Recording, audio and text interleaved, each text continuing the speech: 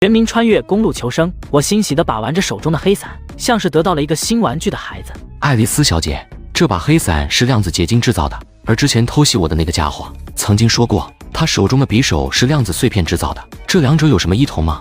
这个啊，爱丽丝一边接过旺财地上的红豆奶茶，一边说道：“其实从本质上来讲也没什么，两者都是由量子构成的，只不过每次世界重启之后产生的量子实在是太少了，我们将那玩意叫量子碎片，等攒多了之后，凑够了一定的数量之后，合成在一起才叫量子结晶。你可以理解成碎钻和钻石，两者其实没什么区别。”世界重启？其实这个消息在巴别塔内部也算是保密级的消息，只有核心干部才能知道。不过你的表现不错，我可以提前跟你说说，你自己知道就行了，千万不要对别人说起。放心吧，我嘴最严了。之前我跟你说了，对于那些半神来说，他们最大的目标就是抢夺虚数核心。你知道他们为什么要抢夺虚数核心吗？为了获得更多的世界，培养更多的卷者。那只是手段，而不是最终目的。你要记住，他们培养卷者的目的是抢夺虚数核心，但抢夺虚数核心的目的却不是为了培养卷者，这两者的关系你要搞清楚。那他们的目的是？他们真正的目的是利用虚数核心控制虚数空间重启。重启？这对于他们有什么好处？这些虚数空间每重启一次就会产生一些量子碎片，等到量子碎片积攒的足够多的时候，灌注到虚数空间之中，就会让空间量子化，让空间得以晋升成为量子空间，而让空间晋升可以从中获得巨大的好处，甚至半神也可以利用这一机会晋升为真正的神灵。原来如此。听到爱丽丝这么一说，那一切就都说得通了。半神之间为什么要将这么多人类投入到一个个虚数空间之中进行求生？目的就是筛选出强者，对其他世界进行征战，抢夺虚数核心。这个结果对于人类来说虽然很残酷，但是有时候对于高位者来说，人类似乎和蝼蚁没有任何区别。感觉到很气愤是吗？我们巴别塔就是这么一群气愤的家伙组建起来的组织，既然看不过，就把那些半神拉下来。好了，感谢你的奶茶，不过时间不早了，我该离开。对了，临走之前给你一个忠告。您说？不要轻易听信其他半神的蛊惑和招揽，除去少部分天赋异禀之外，大多数转投其他阵营的玩家都是炮灰。而且相较于大多数半神而言，招揽你的琉璃还算是有些原则，算是手续中立，至少比那些混乱系的要强多了。其他半神？你的意思是还有其他半神会过来挖墙脚？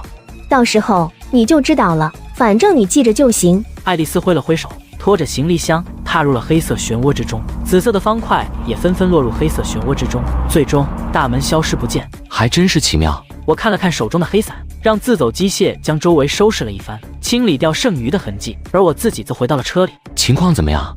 已经全程录像，将爱丽丝小姐输入的几条代码进行记录。另外，经过对比，在世界背面空间中，解析速度要比正常的解析速度高30%左右。小爱同学列出了几条代码，都是爱丽丝在世界背面虚数空间的核心书写的代码。第一条是制造棉花糖的代码，这个暂时没什么用。第二条是查找代码，作用是查找虚数核心的位置，这一点十分重要。第三条代码也是一条查找代码，只不过是用来查找人员坐标的，但是自己可没有进入世界背面的办法，即使有了代码也无法编写。这怎么办？难道还要找一个进入世界背面的办法吗？正在我为难的时候，我的目光忽然落到了角落里的那个虚数核心上。虚数核心里面也有大量的代码，不知道用这个来操控行不行？试试看，只是编写一条代码而已，应该不会出什么问题的。小爱同学，输入第二条代码。明白。小爱同学控制着机械臂拿起了虚数核心，在上面虚空用手指书写代码，一行行用各种文字组成的代码出现在了虚数核心中。当敲下最后一个数字之后，小爱同学选择了运行。很快，代码运转了起来，大概过了不到1秒钟，一个坐标出现在了虚数核心之上，那个坐标正是我此时所在的坐标。成功了！这个代码运行成功，说明了这些代码在本世界是有效的。如果我找到了在其他世界输入代码的方法，说不定在其他世界也是有效。指挥官有发现。有什么发现？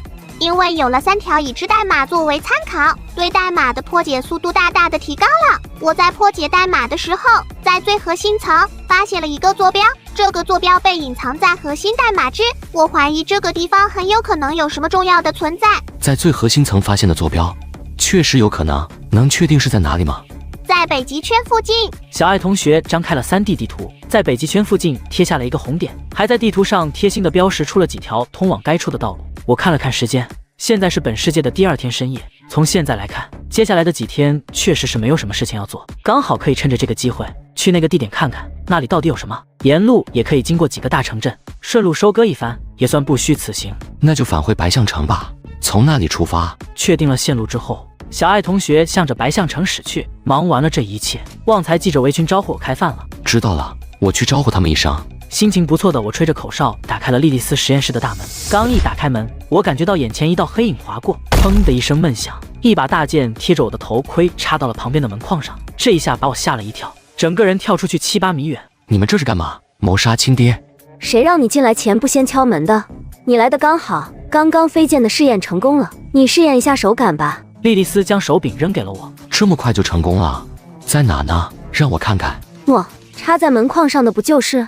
这是飞剑，一把巨大的合金剑，剑刃位置是导齿链锯，剑柄上还有一个按钮，按下之后，剑刃上的导齿链锯可以飞速旋转，整个一个飞天汽油锯，威力不威力的放到一边。谁见过踩着汽油动力锯飞天呢？这逼格一下子就没有了。这模样也太难看了吧！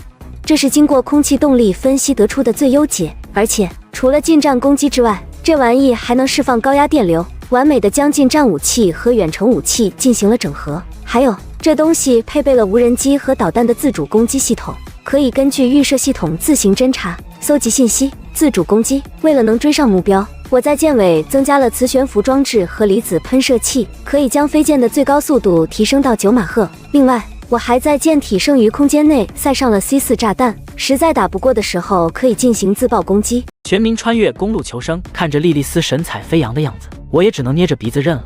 挺好的，将这个给自走机械当做制式武器吧。莉莉丝还将那个空出来的直升机维修车间改装成了飞天汽油动力锯的生产和发射车间，因为这东西涵盖了无人机的一切动能。莉莉丝就在生产车间里加装了一个自动弹射系统，实现了飞天汽油动力锯的自主发射。以后这种小型侦察无人机就不用我一个个手抛了，完全可以自主弹射。现在在汽车的周围就盘旋着8个汽油动力锯，看着这一幕，我感觉到自己一阵阵的胃疼。而且莉莉丝甚至还公布了她的第2阶段计划，她正在研究汽油动力锯的合体计划和组合攻击技能，争取早日研究出我所说的那个什么诛仙剑阵。听到莉莉丝的计划，我想象了一下，成千上万把汽油动力锯组合成诛仙剑阵的样子，不由得感觉到一阵阵的蛋疼。你怎么了？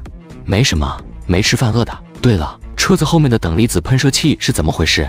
那个呀，我成功的把莫里亚蒂的电磁战甲研究明白了，研究出了一些玩意，那只是一个副产品。莉莉丝带着我来到了实验室，打开了一台机器，几个探头喷出了炽热的等离子光束，直接将一个铁锭切割成了金属的中立手办。这种等离子技术很好用，做出来的切割机床的效果是原本的好几倍。不过因为技术等级原因，占用了一个配件的位置，没关系吧？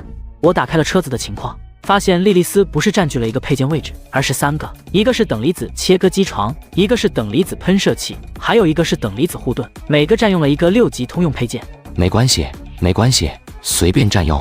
我心里都快乐开花了。我原本以为6级配件的收集工作任重而道远，没想到莉莉丝不声不响地帮我解决了3个，简直就是福将。可惜我研究催眠系统的时候遇到了瓶颈，无法研究出利用声光系统催眠的原理。如果能研究出来的话，电磁战甲又可以进行一次升级了。没关系，你做的已经够好了，这些先放一放，先吃饭。今天吃的是溜鱼片和酱爆鱿鱼。在今天清空冷库的时候，旺财将最好的一部分留了下来，做成了这2道菜。几个人吃的是赞不绝口，莉莉丝甚至还多吃了2碗饭。席间，我看到阿雅和阿伟2人一副闷闷不乐的样子，不由得露出了好奇的。你们这是怎么了？怎么吃的这么少？难道是不合口味，吃不惯海鲜？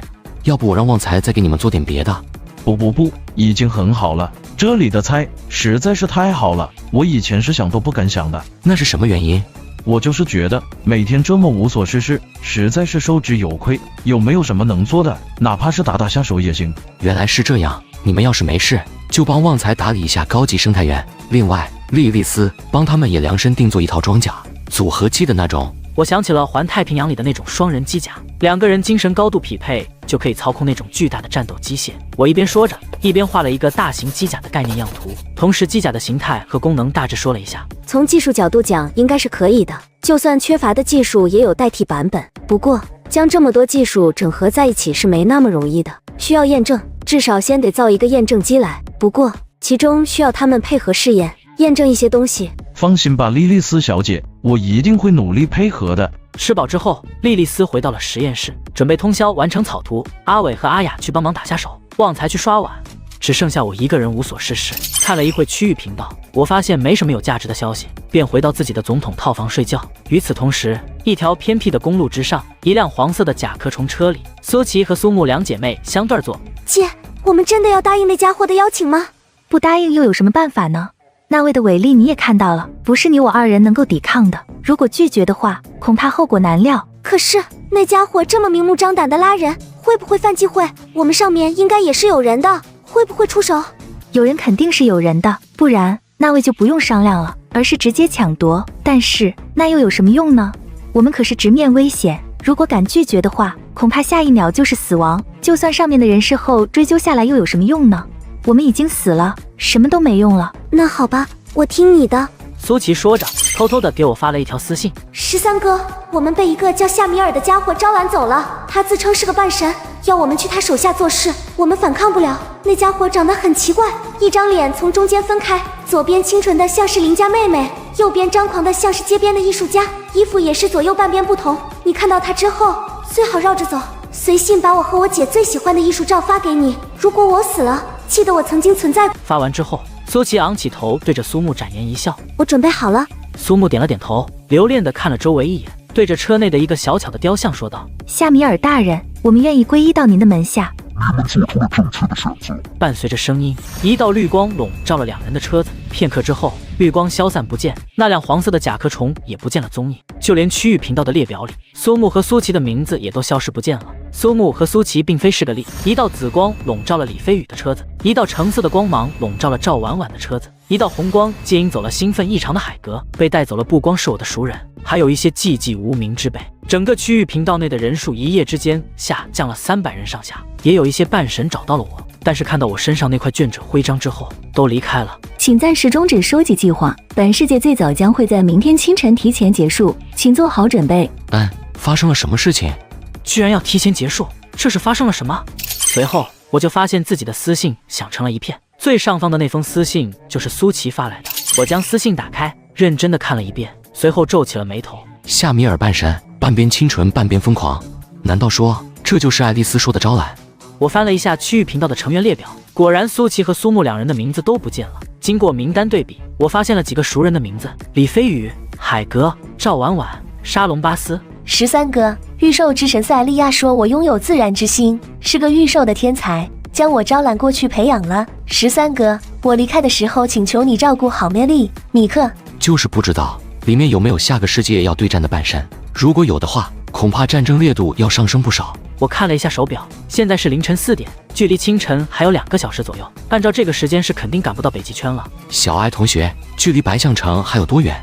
既然无法去北极圈了，那至少也要去白象城搜刮一圈，绝对不能浪费机会。还有半个小时左右，加快速度，我们没多少时间了。另外，寻找一下白象城内还有那些值得搜刮的东西，规划好路线，争取在6点钟之前拿到手。明白，我这就统计清单。全民穿越公路求生，一张清单出现在我面前。这里面大部分都是普通物资，属于可收集也不可收集的品类。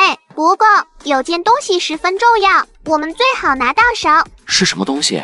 第一次与爱丽丝小姐交锋的时候，不是遇到了一股势均力敌的电子战系统吗？我发现爱丽丝小姐只是将其关机了，但是并没有带走。真的，一定要拿到手。明白，立刻全速前进。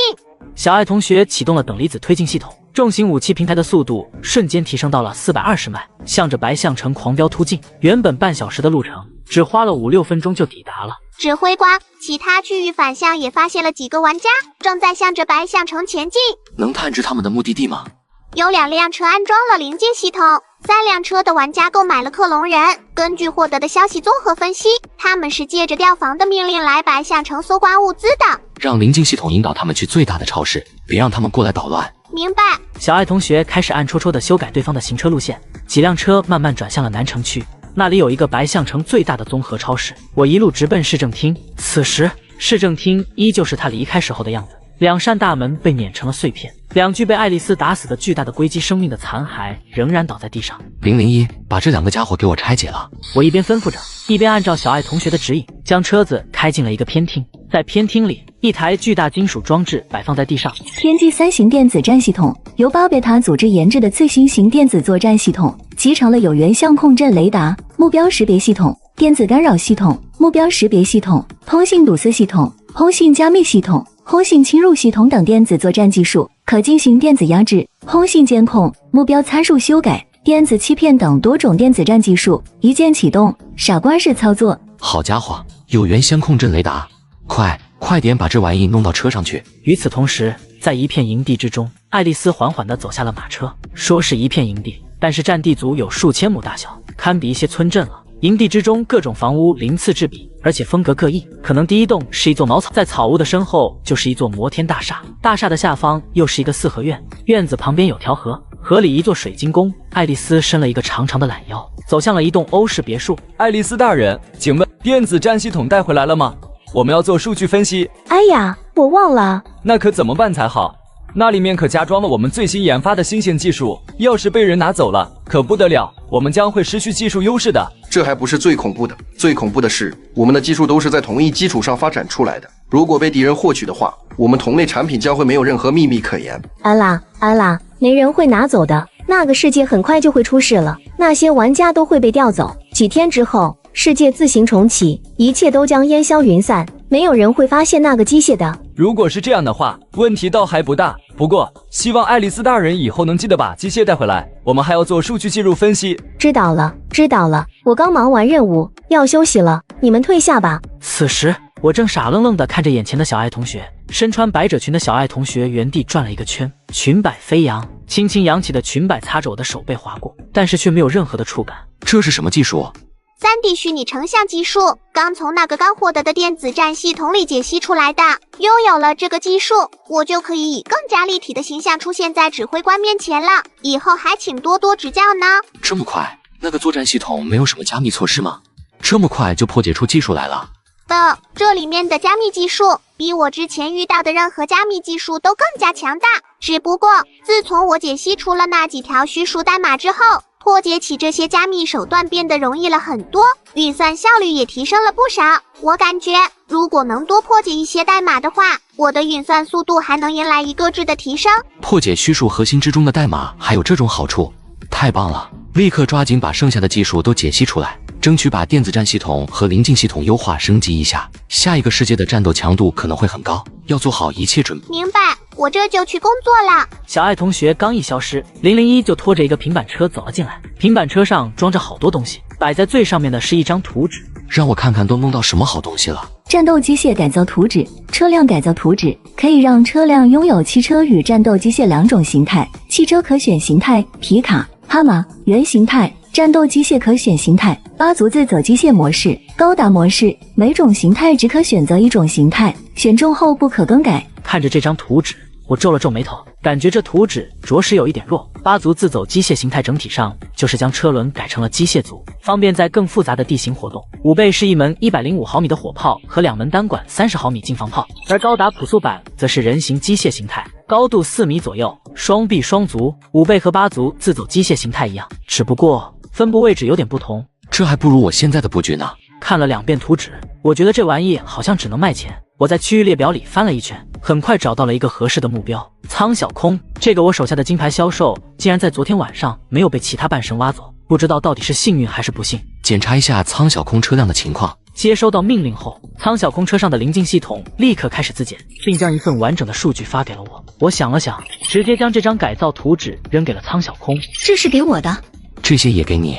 我想了想，又做了20枚电浆手雷和4个飞天汽油动力具。要是实在弄不明白，就直接将指挥操控权交给临近系统，你负责做决定就可以了。这个也能链接到临近系统上吗？真是太好了，我从小就不太会玩航模这种玩意。在原本的世界，自从我摔坏了我第3架无人机后，他就再也不让我碰了。将苍小空武装了一番之后，我又检查了一遍，确认没什么疏漏之后，才关掉了私信。除去这张改造图纸之外，小车上还有一大块陨石，正散发着幽幽的蓝光。全民穿越公路求生，看到这块陨石，我不由得一拍自己的脑袋。我最初来白象城的目的就是这块能活化机械的陨石，结果一番战斗，忘记了这个玩意。高能辐射陨石，致谢危机世界特产，具有某种特殊辐射能量，能将一部分被照射的机械活化为硅基生命。当脱离原世界后，活化效果大大降低，但会产生某些特殊作用。原来是世界特产吗？去送给莉莉丝送过去。就在我忙着搜刮物资的时候，虚空之中，一处大殿发出了一声脆响，执掌部分科技权柄的半神琉璃一拍王座的扶手站了起来。真是岂有此理，居然敢趁着我不在的时候拐走我的玩家，而且还是300多个，他们真是觉得我好欺负吗？水月，是谁抢的玩家最多？是飞跃冕下。很好，我记得下一次对战是和他对吧？是的，告诉他我要追加300块量子结晶，和他对赌，就赌他手中的圆环世界的虚数核心。对了，对我的卷者们发出通告，招募100个卷者参加这次对战，开放积分商城，奖励翻倍。冕下，这一次对战您和飞跃冕下之前定下过约定，最多不能超过100名卷者参战，而且卷者徽章等级必须降低在20级以内。原定队伍之中已经有了1名开启了卷者徽章的玩家，所以最多只能派遣99名。已经开启了卷者徽章，是谁？是13，一名新进的玩家。13，这个名字有些熟悉，就是剪除莫里亚蒂那个叛徒的玩家。您还说要亲自授予奖励来着，不过因为上次的行程被耽搁了，还是由林小姐代劳的。我想起来了，原来是他，这么快就开启了卷者徽章，倒是一个合适的种子。那就招募99名卷者，尽可能挑选卷者等级高的。另外，让那些预定玩家立刻脱离福利世界，没有时间再让他们磨蹭了。每人发放一个橙色物资箱，外加1份补给包，让他们准备好状态。此战只许胜不许败。明白。注意，因为意外原因，本世界将在5分钟后提前关闭，所有玩家请做好撤离准备，补偿将会在稍后发放，倒计时开始。这一条提示让所有的玩家都猝不及防。怎么提前结束了？我还没玩过呢。就是我刚网恋了一个小姐姐，准备今天去白鹿城见面，怎么忽然就结束了？你还我的小姐姐？我估计那些选择人族阵营的玩家估计是最高兴，天天被追杀。拉倒吧，追杀个屁！进入城镇之后，立刻可以获得1大份扇兵装备补给，第2天还帮忙改装了车辆，各种反装甲武器只要你能搬得动，随便拿。除了只能吃罐头和扇兵自热口粮之外，倒也没什么。这么爽，失策了。早知道我也选择人族玩家了。5分钟过后，所有人都被白光笼罩了起来。等到白光消散之后，我发现自己又回到了那片黑色的虚空之中，周围漂浮着一个个模糊的气泡，里面包裹着一辆辆汽车。补偿已经下发，请查收。随后2个物资箱掉落在了我的面前，一个是橙色的，一个是绿色的。绿色的那个上面还写着补给包3个字。橙色物资箱这么大方，该不会是断头饭吧？我拿起久违的撬棍压了下去，橙色的物资箱被打开，一大堆东西滚落了出来，这些都是制作材料。已经开过数次橙色物资箱的我早已有了经验，对于那些材料看也不看，直接将最上面的图纸捡了起来。等离子狙击炮制造图纸，发射等离子光柱击杀敌人，攻击距离1000米，穿透性能卓越，可以击穿1000毫米平油装甲。看着这张图纸，我差点一口水吐出来。这东西看起来挺不错的，居然能击穿1000毫米的平油装甲。那么也就是说，现在已知的各种战斗载具就没有能抗住这家伙一击的，哪怕是装甲最厚实的战列舰也不行。然而这东西的射程实在是太近了，只有1000米。最重要的是，这个东西居然不是汽车配件，无法满足晋级条件。我犯不上浪费一个武器位置去安装这玩意。想来想去，我决定将这东西扔给莉莉丝，或许它能让这个鸡肋焕发第2春。将图纸放到了一边，我又打开了那个绿色的物资箱。我还从来没见过这种颜色的物资箱，内心十分的好奇。物资箱打开之后，里面同样滚出了一大堆东西：7天份的单兵自热口粮，1箱水果罐头，1个医疗包，20枚 RPG7， 20枚不死鸟火箭弹，20枚反坦克手雷，还有3枚单兵云爆弹。看着这些玩意，我更加确信接来下的这个对抗世界的烈度绝对不。注意，2小时后将会进行对抗赛，你们将会遇到来自其他世界的玩家，你们唯一的目标就是杀掉所有的敌人。比赛结束之后，会对所有人进行积分评估，积分越高，获得的奖励越好。倒计时开始。我看到的是真的吗？对抗赛，其他世界的玩家，这到底是要干什么？我说这次怎么这么大方，又是发枪又是发炮的，原来是要我们玩命啊！可以不去吗？我还没火够呢，不想打对抗赛。我刚把车子改装成了适合求生的超级露营车，你跟我说要打对抗赛，你他妈在逗我？那个天机电子战系统分析的怎么样了？进度很顺利，不过想要找出最优算法，升级进入灵境系统还需要一段时间，大概还需要几个小时。那就这样吧，升级完毕后告诉我一声。我转身去找莉莉丝，有什么成果没？你当我是神？你说说，你最近给我增加了多少工作了？我给你数数：基因药剂、第3代电磁战甲、球状闪电的研究、等离子技术的研究、车内装置的升级优化、量子结晶的研究、辐射陨石的研究、飞天汽油动力具的合成攻击问题，还要制造阿伟和阿雅的机甲。你算算，我一天才多少时间？能这么快就能拿出成果吗？息怒，是我的错。旺财，快冲杯奶茶过来。我转身就要跑，接着我回头一看，一把黑色的大伞落到了手中，这正是那把从凯手里获得的战利品——量子结晶制作的雨伞。因为感觉这个东西有点意思，我昨天加紧研究了一下，发现了一个有意思的事情。是什么？这东西的能量等级很高，比我见过的任何物品的能量等级都高，除了原石之外。不过如果只是像是昨天那么使用的话，最多只能发挥出大概1/10的效果。你有解决办法？其实原本是没有的，不过昨天我和小爱同学讨论的时候，忽然有了一个想法。既然这东西是量子结晶制作的，又是虚数空间生产出来的，那么是不是有关的代码呢？顺着这个思路，我让小爱同学帮忙搜集了一下有关量子结晶的代码。你猜怎么着？大概有上百条，这里面的代码90%以上都看不懂。不过经过了大量的对比，终于成功的翻译出来了一条。是什么？永恒屏障。永恒屏障，全民穿越公路求生。然而那把等离子光剑只碰到了光膜，就再也无法深入哪怕1分1毫。莉莉丝再次一挥手，来自机械对头启动了电磁炮。这是什么？我惊愕地看着眼前的黑色光膜，用手摸了摸，如同丝袜一样丝滑纤薄，可是却能挡住除去激光以外最强的攻击。这就是我的新发现，量子结晶是有特殊性质的，使用代码可以激发它的一些特性，比如这个永恒屏障就是唯一破解出来的代码。原本雨伞只能挡住身体的一部分，但是使用代码之后，可以将这个庇护范围扩大到数十平米，效果成倍的提升。也就是说，只要能够破解出足够的代码，这把雨伞的能力也将成倍的提升。没空，去找小爱同学。莉莉丝没给我说话的机会，直接将我推出了门外，我只能交给小爱同学慢慢破译。随后我直接制作了一个伞套，将量子黑伞背在了背后。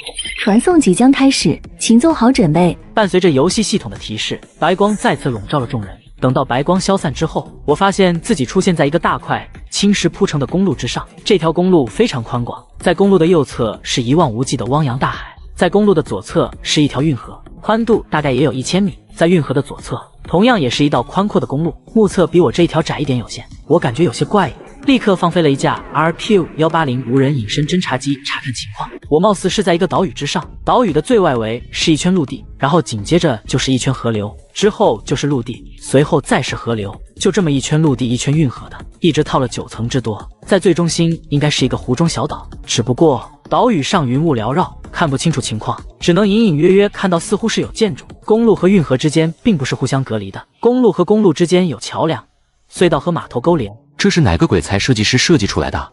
我记得亚里士多德在《理想国》之中描绘的失落大陆亚特兰蒂斯就是这么一个奇葩的造型。不过这造型就像是一片圆形的蚊香一样。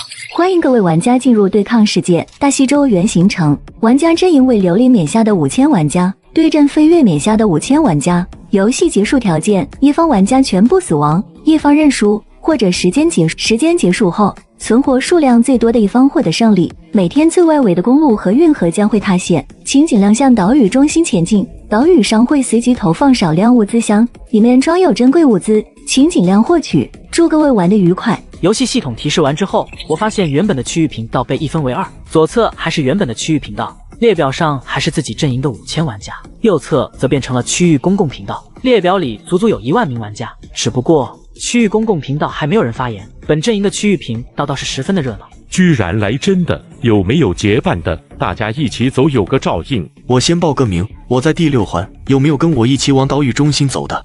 哈哈哈，我在第5环，旁边就是通往第4环的渡河大桥。我有个问题，怎么区分敌我？万一认错了怎么办？放心吧，认不错。这次咱们的敌人全是开船的，你注意点合理就行了。只要是漂浮在水面上的，全是敌人，不用问，直接开火干就完了。全是船，那咱们岂不是吃大亏了？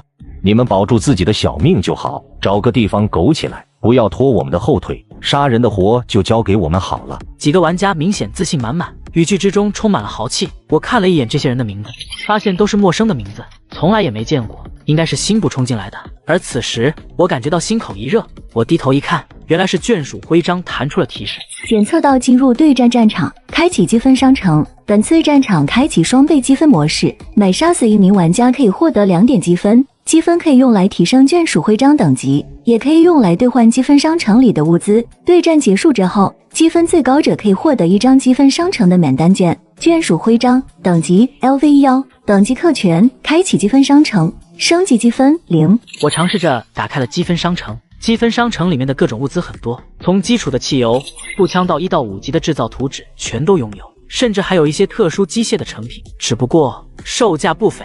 我看了一下，一张最普通的5级的汽车配件的图纸居然要1000积分，要杀至少500个敌对玩家，不知道要有多少玩家死在这里。指挥官，有一艘炮艇正试图从后面靠近我们，准备对我们发动攻击。有敌人，既然有人上赶着找死，那这个一血就由我来拿好了。此时，在我的身后不远处的河面上，一艘500吨左右的炮艇正在悄悄地靠近我。500吨级别的炮艇在海军里算是地中地，但是对于普通的车辆而言，可也是一个庞然大物了，堪比7、8辆大型房车。而在炮艇的眼中，我的车只不过是一辆只加装了加特林机枪的悍马车。今天真是我的幸运日，好久没有看到这么垃圾的对手了，终于可以好好的回血了。第1滴血我拿定了，给我干掉这个家伙。船上的100毫米高频2用炮缓缓地对准了我，在他看来，区区一辆悍马车而已，一发炮弹就能解决。然而，就在他的火炮进行瞄准的时候，忽然悍马车上发出了哒哒哒的响声，随后2门1130近防炮射出的密集金属风暴就横扫了整个甲板。虽然炮艇上也安装了炮盾，但是10几毫米厚的炮盾显然是挡不住1130近防炮的炮弹的。整个甲板被近防炮横扫了一遍，变成了一个巨大的蜂窝，驾驶室更是被彻底打得稀烂。玩家13击杀玩家霍顿，获得第1滴血，获得击杀玩家1名，获得积分4。前一条提示是区域频道里的提示，后一条提示则是眷属徽章的提示。熟悉我的老玩家，他们深知我的实力强大，而飞跃阵营的玩家就没那么淡定了。这个霍顿是怎么搞的？炮艇打车子都被反杀了，他是不是猪脑子？光明会，这个霍顿是你们会啥的成员，你们出来解释一下。我怎么知道这个霍顿是怎么搞的？我会亲自去调查清楚的。调转船头，目标霍顿死亡的区域，找出那个干掉霍顿的家伙，洗刷我们舰队的耻辱。是。舵手转动船舵，一艘100米长的无畏战列舰迅速转向，向着出事海域赶来。我正兴奋地带着自走机械登上了炮艇，等到我让自走机械开始拆解的时候，却发现了一个问题，那就是这些船体被规则保护了，无法拆解，哪怕电锯火星直冒也无法伤到一块木板。难道累死累活打死了敌人，什么奖励也没有？当我来到指挥室的时候，我看到了一个穿着蛙人潜水服的玩家，他的脑袋被近防炮打成了碎片，身体上方悬浮着一个青铜宝箱，奖励方式也变了。全民穿越公路求生。当我的手指触及到青铜宝箱的一瞬间，一串信息进入了我的脑海。在对战战场里，杀死敌对或者己方玩家后，都能获得一个宝箱。宝箱会随即开出死者生前拥有的各种物品，食物、武器、图纸、资料、属下等等。至于到底开出来什么，完全依靠运气。我打开了青铜宝箱，恭喜获得舰队通讯器1台。一个对讲机模样的玩意落到了我的手里。对讲机落到了我手里之后，宝箱消散不见，消失的除了宝箱之外，还有玩家的尸体，甚至还有他操控的炮艇，而我也失去了支撑，整个人向下跌落下去。幸亏我及时启动了等离子喷射器，这才没掉进河里。这个该死的世界全都是阴险的设定，如果要是让我知道是谁设计的规则，我一定要打肿他的屁股。回到车里，我将对讲机扔给了小爱同学，研究频道信号，争取破解出来。明白。所有的收益哗啦哗啦放在一起才4个积分。这些半神怎么比我还康？得想个办法，多弄点积分才行。或许可以迂回的想想办法，比如在对面培养一个类似于苍小空一样的代理人。指挥官，有一艘舰船正在朝着我们所在的方向开过来，目测是一艘前无畏战列舰。又来敌人了。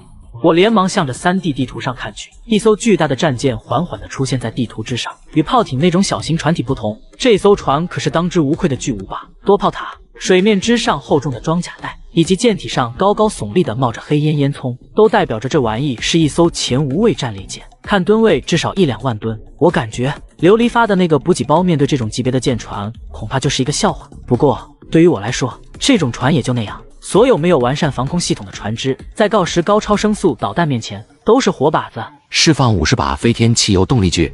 遵命。1把飞天汽油动力锯被弹射了出去，因为里面安装了无人机的导航和编队系统。在没有得到攻击命令之前，这些飞天汽油动力锯都在车顶盘旋，把船上的人都电晕，不要杀人。50把飞天汽油动力锯如同蝗虫一样，铺天盖地的向着前无畏舰扑了过去。查尔斯舰长，不好了！发生了什么事？慌慌张张的，天上到处都是飞行的汽油锯，您看看该怎么解决？汽油锯会在天上飞？你是不是又偷喝朗姆酒了？真的有汽油动力锯在天上飞，不信你看身后。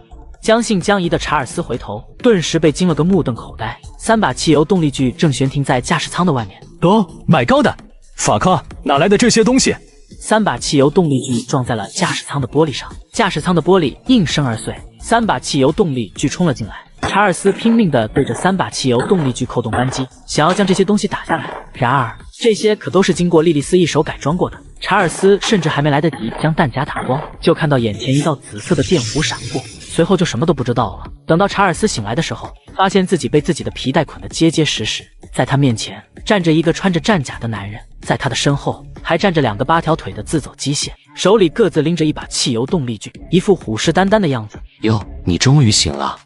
你是谁？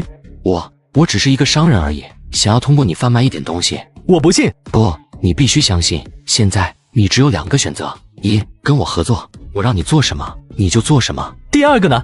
杀了我。我怎么会这么便宜了呢？杀你是肯定不会杀的，最多在你的脚底抹上蜂蜜，然后让他过来舔几下罢了。我指着正在旁边吃草料的咩利昂。怎么样，要不要尝试一下？听到我的问话，查尔斯不由得打了一个激灵。他记得在他看过的书上，好像真的有倒霉蛋死于这种恐怖的刑罚。最可怕的是，这种刑罚并不像绞刑什么的能让人有个痛快。最惨的倒霉蛋足足笑了2天，才因为内脏破裂大出血死亡。你想做什么生意？让我做什么都行，干什么我都配合。把这个东西卖出去。我拿出了一沓移动硬盘，摆放在了查尔斯的面前。这是什么？学习资源，综合操控系统，简化人工操作的好东西。我打算在你们区里铺一下货，不过因为没有交易权限，所以就只能麻烦你了。你还真是来卖东西的，神经病啊！怎么有意见？没有，不就是综合操控系统吗？好说，别说是这玩意了，哪怕是一坨狗屎我都能卖出去。不过卖东西得用手，你看我这。001，帮他弄开。001立刻举起了手中的汽油动力锯向下劈了下去，一直束缚着他的麻绳都被切了开来。还有什么问题吗？要是没有的话，就赶紧干活吧。好，那个能跟我说说这个系统的特点是什么吗？我总得知道自己卖的是个什么东西吧，不然吹都没办法去吹。上面有提示，你自己看。临近系统 0.8 版本，可以综合集成在区内的各种搜索雷达、火控雷达、指挥控制器、电子战系统、自动装填系统、自动驾驶系统等各种电子系统及设备，形成集成互联、自动驾驶功能，综合提升玩家对载具的掌控能力。备注：原版本为扩展豪华版，附带了30款热门单机游戏。这好东西啊！看到这个系统，查尔斯眼睛冒着金光。他能将一艘小木筏升级到前无畏舰，自然是有点见识的。我这就卖。查尔斯打开了区域频道，开始联络以前的一些熟人。他作为光明会的首领，大大小小也是个有头有脸的人，在原本区还是有些熟人的。卖一套高级的操作系统，可以连通船里的所有信息化系统，一键查询舰船情况，可以让舰船进入全自动化，大幅度降低人力需求。有意者思量。大幅度降低人力需求。舰船看起来威武雄壮，但是实际上需要的人手也是庞大的，而且越是巨大的船，需要的人手就越多。一瞬间，查尔斯的私信就爆了。这玩意是真的，现在不是愚人节。你最好保证你说的一切都是真的，否则我会带上我的舰队推平了你的光明会。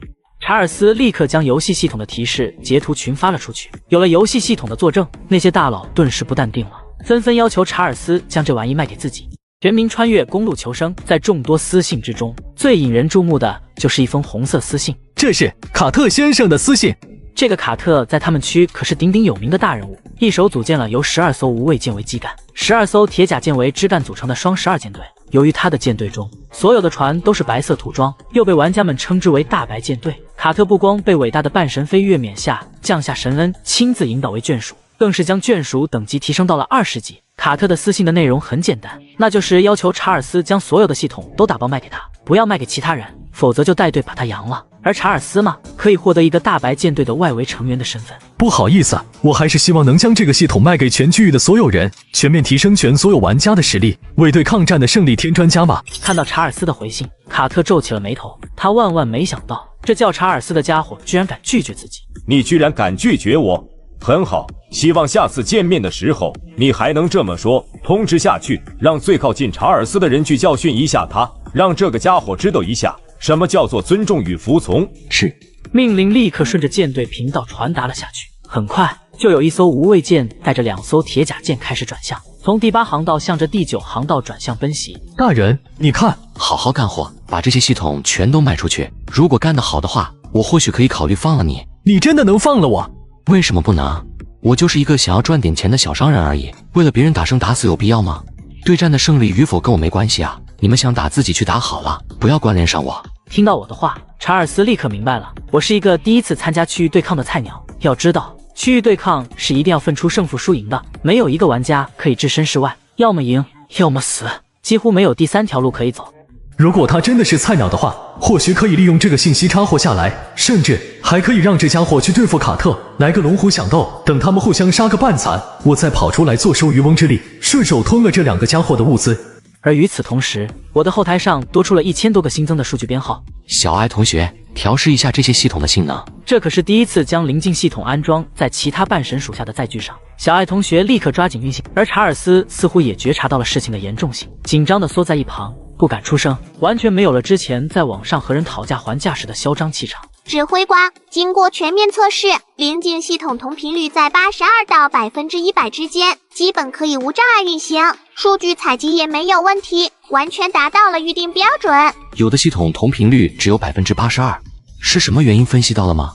已经查证过了，在该载具上发现了一种新型设备，这种设备的系统和模块与我们的系统无法兼容，能源也不是已知的蒸汽、电力或是磁力，而是一种全新的未曾接触过的能源，由于全面未知，所以无法完全匹配。全新的设备，未知的能源，能不能提取到资料？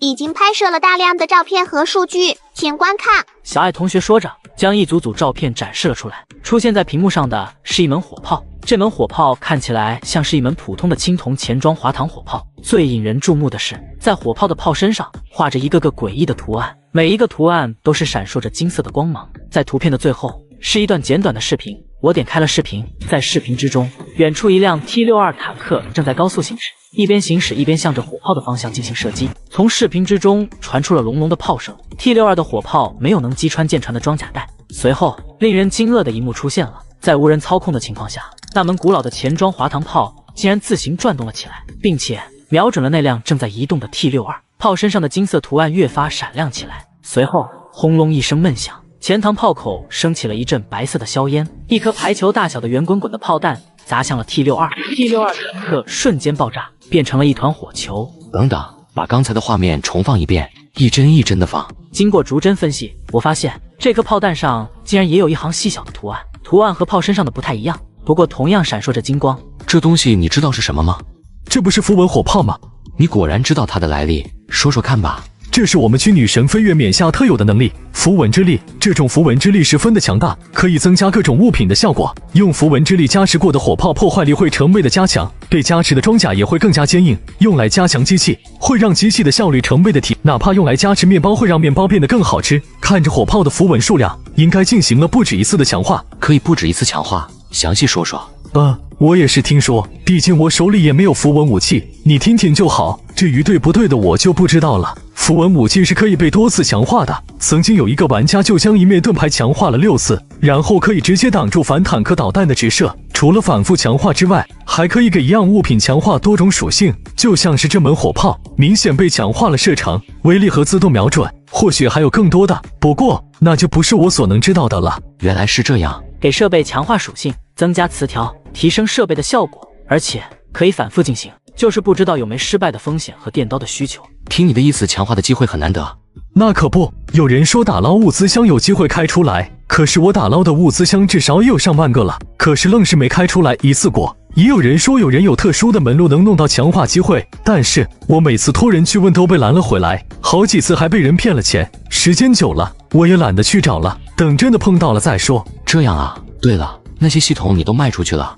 都卖出去了，物资都在这里了。查尔斯忽然感到后脑一阵疼痛，随后直接晕了过去。一个自走机械出现在了查尔斯的身后，手里拿着一根棒球棍。把它看好，每当要苏醒的时候就补上一次闷棍，确保他一直处于沉睡状态。之所以要打晕查尔斯，完全是觉得刚把系统卖出去，查尔斯就死了，这可能会引起其他玩家的警觉，所以才会将查尔斯打晕留上一段时间。毕竟是敌对势力玩家，怎么也值1个积分，放掉是不可能放掉的。等着自走机械将查尔斯拖走之后，我开始整理查尔斯获得的物资。交易品里有一半是各种鱼雷，大的、小的、长的、短的、粗的、细的，各种各样，五花八门。不过这些对于我来说没啥用，只能换取积分。一套鱼雷可以兑换1点积分。继续往下翻，出现的是成箱的罐头和淡水，还有大量的高浓度的朗姆酒。看样子这个区的食物的价格还是挺高的。这些食物唯一的作用就是来自其他半神所统领的区域，每一份可以换取1积分。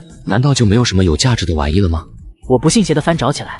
全民穿越公路求生，我在物资堆的最下面发现了一个小盒子，打开一看，里面竟然是一枚青铜指环。蛮牛指环，特殊物品，佩戴后长度提升20%，耐久提升50%，体力提升100%，让你重振雄性雄风。附带技能野蛮冲撞，蛮牛之力，香味猛冲，翻江倒海棍，翻云覆雨手。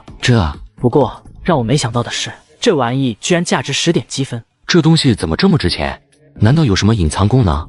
检查了一会，我终于发现，原来这枚指环竟然是一枚被符文强化过的指环。我将那一堆东西兑换成了积分，我的积分总数暴涨到了1003分。随后，我派自走机械尝试去拆解查尔斯留下的前无畏战舰，可是战舰仍然像是最开始遇到的那艘炮艇一样，根本无法拆解，就连里面的物资也无法搬走。这些家伙还做得真绝。我叹气摇了摇头，让小爱同学将这艘船击沉。2发锆石高超音速导弹击中了战舰的水线下隔舱，其中一枚直接打断了龙骨，巨大的前无畏战舰断成了2截，随后化作万千粒子消失不见，河面变得空荡荡的，连一个木板都没留下。看来只有干掉玩家才能获得宝箱。我将蛮牛指环扔给了小爱同学，把这个留影存档，尤其是上面的符文都要记录下来，然后给莉莉丝送过去，看看能不能破解出来。如果能够解析出符文的秘密，我们就赚大了。指挥官，我这些符文我见过。什么？你见过？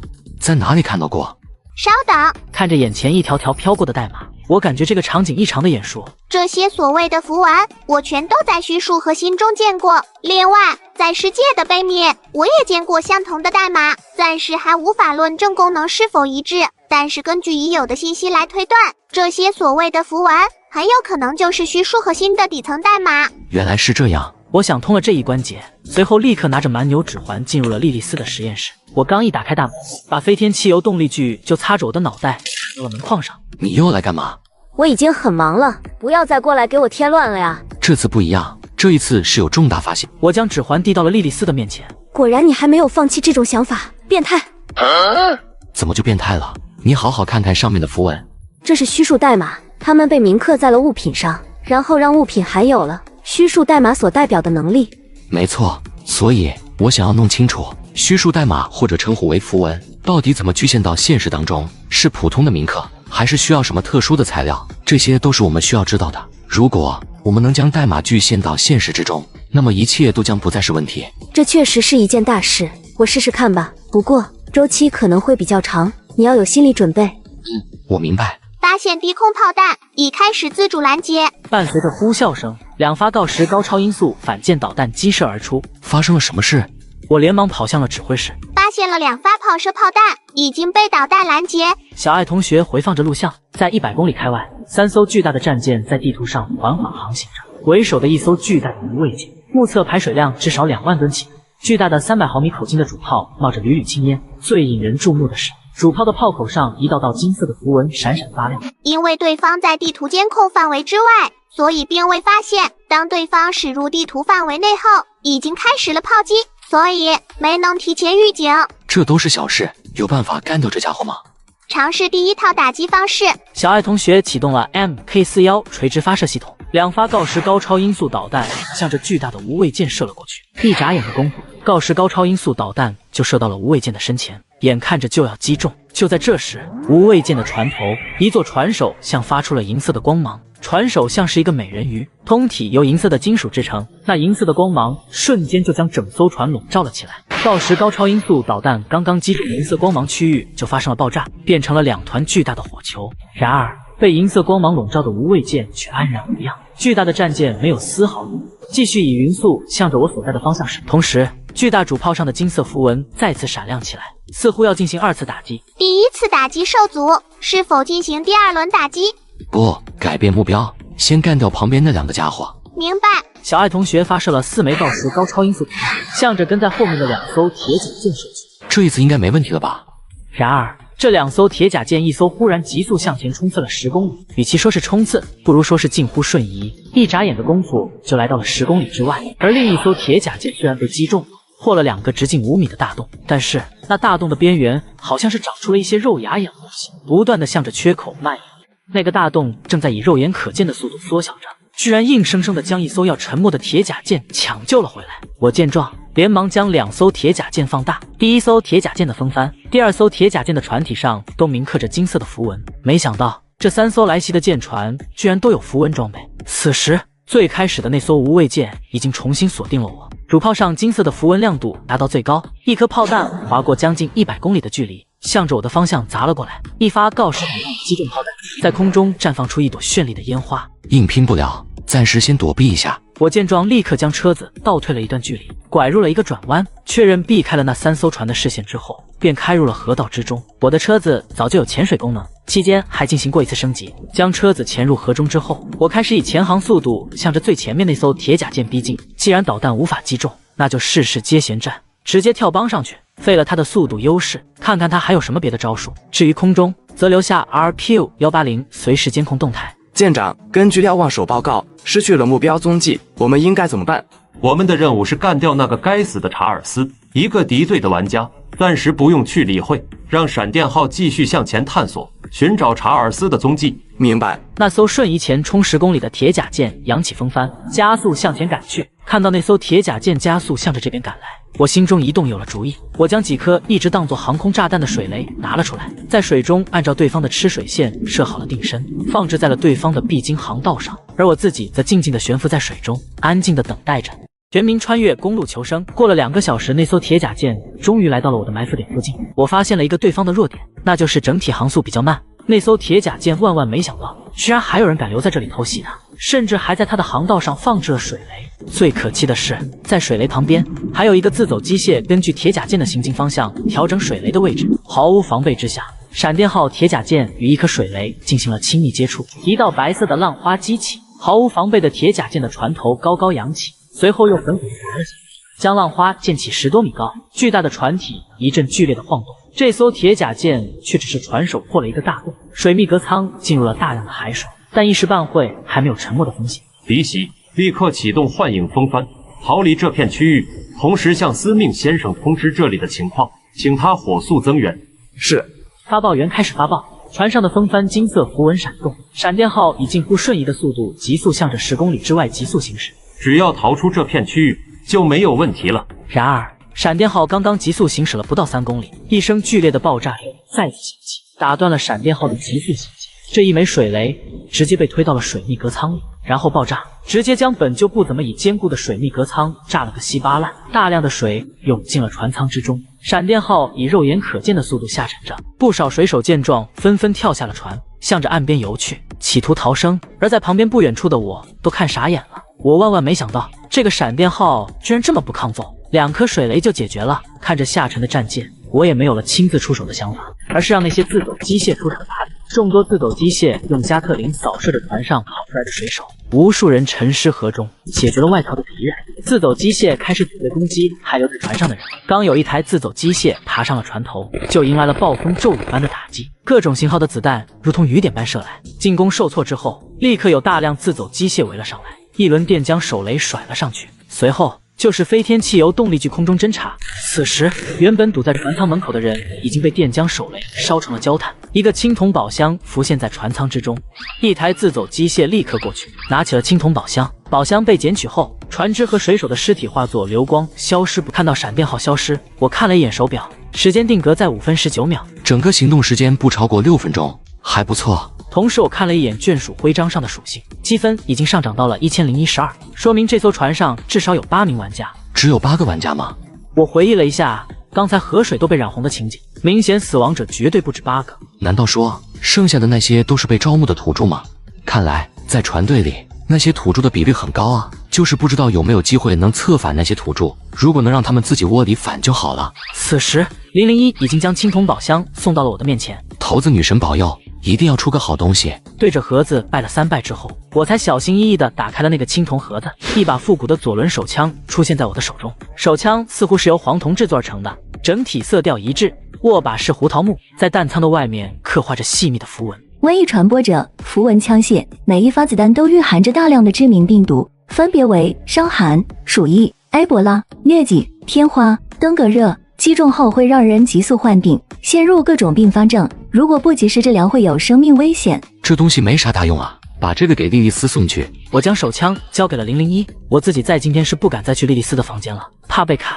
指挥官，之前在战斗快结束的时候，闪电号内有人用无线电发报，因为太简短，缺少对比，暂时无法破译。不过我将其拦截了下来。他们之间居然还用电报进行联络，不过人已经死了，这个消息是瞒不住的。他们只要看一眼区域频道就能知道，趁着他们还没离开，先干掉这些家伙再说。好。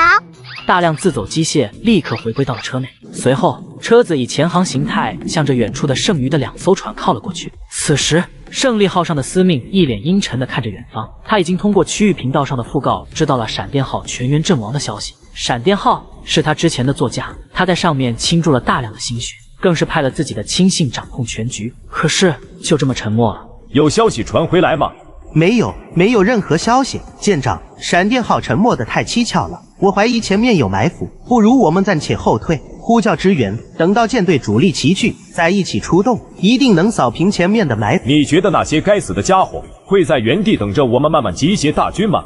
等到主力赶来，他们早就溜走了。传我命令，全舰加速！我就不信，有着海洋女神雕像的守护，他能把我如何？前进！司命仗着自己的胜利号坚船利炮，无所畏惧，直接开足马力，向着我所在的区域冲了过来。其实，哪怕他开足了马力，也不过30节的速度，想要抵达出事地点，也要1个多小时才行。而此时，我则正在琢磨着怎么搞掉剩下的那2艘船。抬头的无畏舰，已知的符文装备有2件，一件是能提供全舰防护船手相，另一件是大幅度提升射程的大口径主炮。这里面最厉害的是船手相，居然连高超声速导弹都能拦截，那么水雷什么的估计也没用了。激光不知道好不要用，但是估计也很悬。至于另外一艘铁甲舰，看外观效果应该是拥有船体自我修复功能，而且速度好像还不慢，2发锆石导弹的伤害不出2分钟就修复完毕。胜利号在航道上劈波斩浪高速行驶，留下了一道长长的尾迹，剩下的那艘铁甲舰也紧紧地跟随在一旁，随时护卫。船舱里的水手们也一个个穿好了防弹衣，拿着各种枪械站在甲板上，紧张着扫视着周围，充当人形侦测器。一阵刺耳的声响起，你听到什么声音了吗？我听着好像是汽油锯，我爸是伐木工，我天天听到这种声音，熟得很。汽油锯？你听错了吧？这可是河道上，而且你看看两边都是荒草，连棵灌木都没有，哪来的汽油锯？卧槽！这个水手一边说着，一边无意的一抬头，愕然发现居然有一把汽油动力锯从他的头顶上飞了过去。还真有汽油动力锯，还在飞，我不是在做梦。汽油动力锯真的在天上飞，他们不光在飞，还扔下来一些奇怪的东西，一个个圆滚滚的罐子掉落到了甲板上，随后一阵阵浓烈的烟雾从里面冒了出来。敌袭，烟雾弹！